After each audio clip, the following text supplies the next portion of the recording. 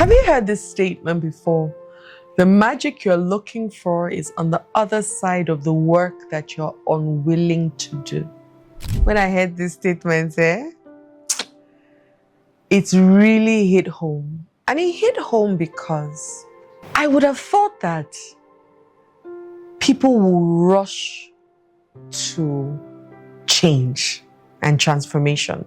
And I think I thought that because of how I reacted when I started to learn or when I decided to change my life. Now, my own happened from a painful situation. My whole life seemed to have crumbled. So maybe God was speaking to me before with style. I wasn't listening until all of this happened at once. And when it all happened, I now had nowhere to go to. The only place I had to go to was enter myself to start to do the work. And the moment I caught the bug of how my life was changing, my goodness, I was so excited.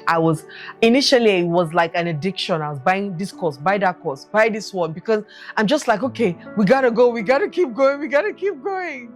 Until one day I said to myself, okay, so yes, I still have my seeker side, but I'm also now the source.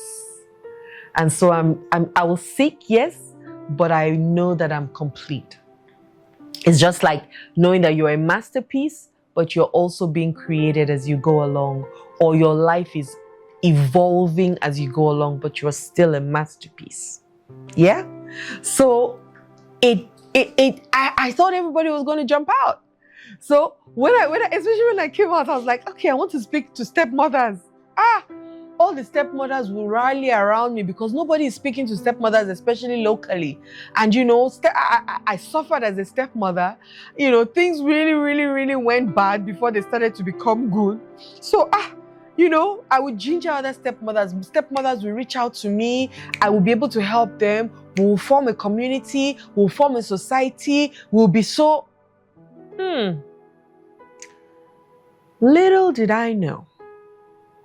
And I'm not knocking you stepmothers, so don't think that I am. But, I think the shame and the stigma behind it was way more than I even realized.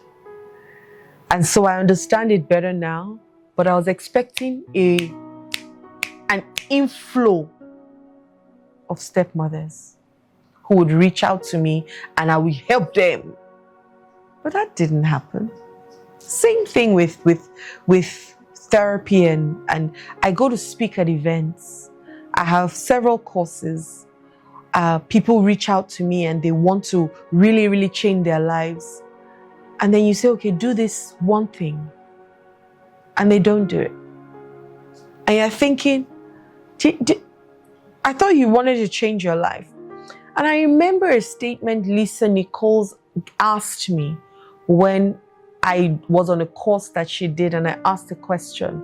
And she said to me, if I ask you to do anything, would you do it? And at that point, I was so low. I said I would do it and then some. Because it seemed like she was my Messiah at the time. She had been through what I was just going through and I could learn from her. And if she could have gone through what she went through and become the woman she is now, I will follow you anywhere you go, ma. Because that spirit that is in you, I will not leave you until you bless me. That was the attitude I had. Until you bless me, I will hold you tight. And not only her, but a couple of other people in my life as well. And so I started thinking, so what's going on? Are people just all mouth about this transformation? Or do they really want to transform their lives?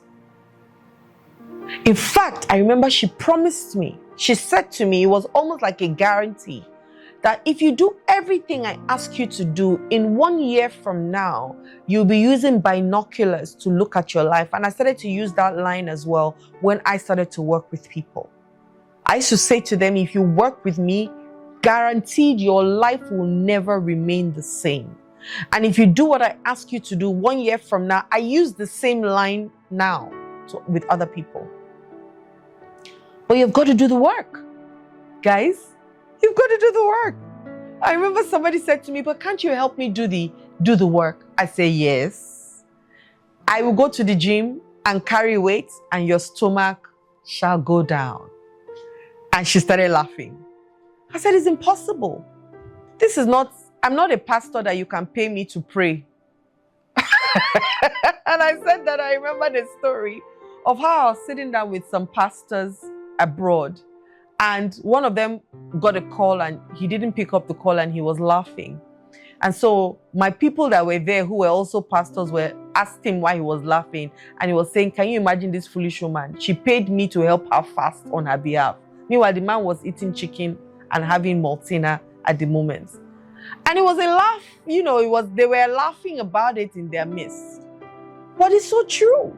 How can you ask someone else to fast for you with your own problem? And so we've carried that bad behavior that we carried from church, because now the pastors are saying, well, maybe not all, but some pastors are saying, pay me, I will pray for you. Pay me, I will fast for you. Pay me, I will go onto the mountain and go and pray for you. What about you that has the problem? So we've carried that now to therapy and counseling and saying, let me pay you to do the work for me. How possible is that? How possible? I transformed, or my life has taken a journey of transformation because it's still evolving. Because I put in the time, I put in the work. I was asked to do things that I did. I didn't ask questions, why should I do it? What should I wait? How? I did it, and I kept doing it, and I kept doing it until I saw the results. I didn't stop doing it. And some of them, I had to come out of my comfort zone because I realized that your comfort and the things what you want to achieve in life, they're not on the same block.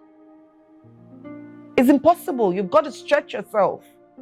You've got to get up and do it. One day I asked somebody, imagine if you were in your bedroom, you lay down on your bed and you kept on saying you have a full fridge and store with food, but you don't say anything. You don't ask, you don't get out of bed. You just say the food in my fridge will come and meet me where I am in my bedroom. And you stay there day 1, day 2. By day 3, you are probably already dying. But didn't mean that you don't have the capacity and the food at home. You did, but you didn't get up. You didn't take action. All you needed to do was get up and get out of the room and come downstairs and put 2 slices of bread together, throw in some butter and jam and put some ham in it, and some lettuce and cabbage, and drink water to refill yourself. But you didn't do it.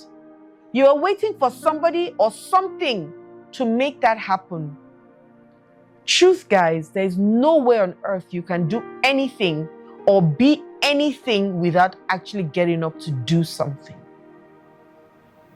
And the magic you're looking for, that transformation, that smile you have you're seeing that other people have, that car that you're seeing that other people have that you want and you're jealous of, or that dress, or that anything you see someone else have that you want, but you're unwilling to do the work for, you can never ever get it unless you can steal it. You can steal it. But if you're caught, what happens? But you can't get a smile. You can't steal a smile. You can't. You can't steal joy. You can't steal bliss. You can't steal transformation. You can't steal any of those things. You can't beg for it. You can't borrow it. The only way to achieving those internal heights is by doing the work. So get up today and stop being an interested person. Become a non-negotiable person. Become a no matter what person. And put your hand on your chest today and say this thing after me. I mention your name. I, Adiola, I promise myself to get up today, transform my life not just by words, but with also action today, so that I can live this world a better place by becoming a better person. And I hope you said that, because there's a promise from you to you. You mentioned your name. And so don't disappoint yourself by not doing it. Get up today, and that magic that you're looking for is waiting for you. It's yours if you decide it is. Okay? Love and light. Hi there. My name is Adiola Kingsley James. I hope these videos that I've been creating and producing are really transforming you. Honestly, that would be a gift to me. Don't forget, subscribe today. Now. Click on the notification bell below so that you can get the videos as they drop. And I drop 3 videos every week. And lastly, share me with other people so that as you grow, you're not the only person in your clique or your community that is growing. You're growing with other people as well. And we can build lasting communities and better human beings. Love and light.